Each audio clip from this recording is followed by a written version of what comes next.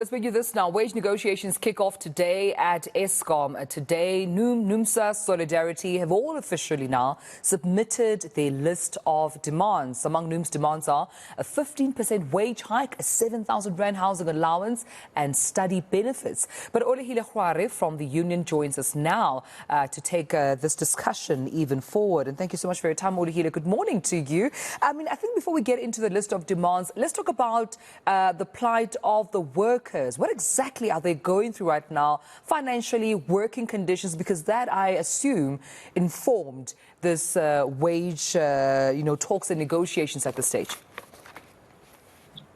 Yes, you are correct. Good morning to you and your listeners and viewers. Look, our workers are not immune from the national state of affairs.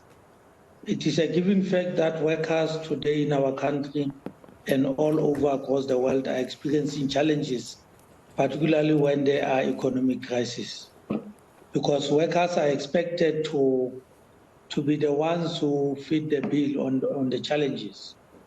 So yes, indeed, we are, because of the rising challenges in our economy, we are forced to meet up with the challenges and make sure that livelihood of workers is retained. With that being said, let's talk about the list of demands then. What have you tabled in terms of what you think can assist workers? What exactly then are your demands to Eskom?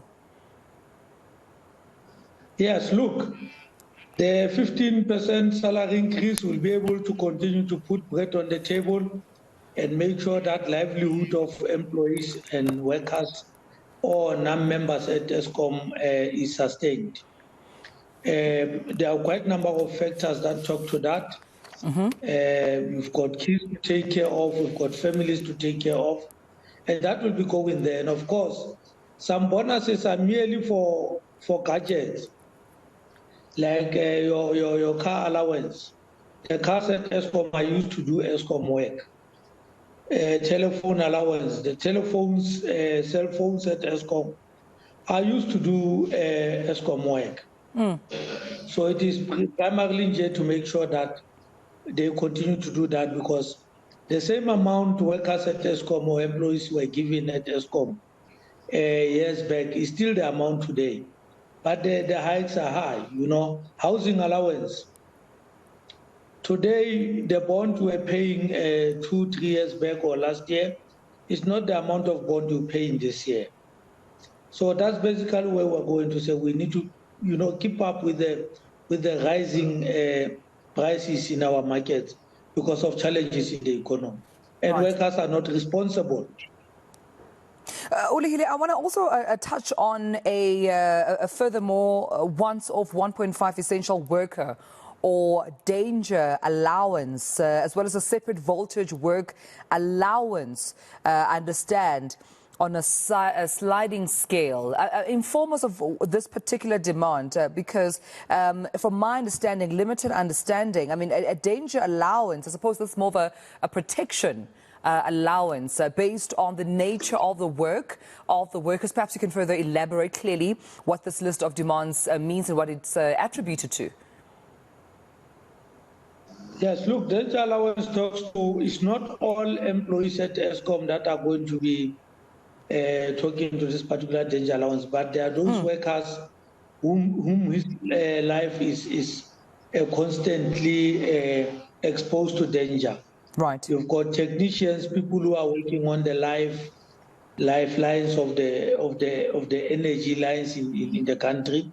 Those are the people that we say must be considered. And they make a certain percentage.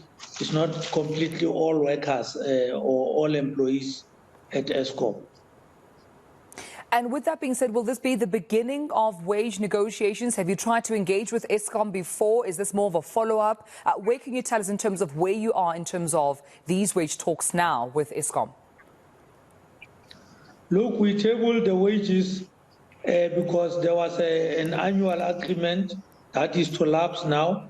Now we started the engagement. We just tabled the demands.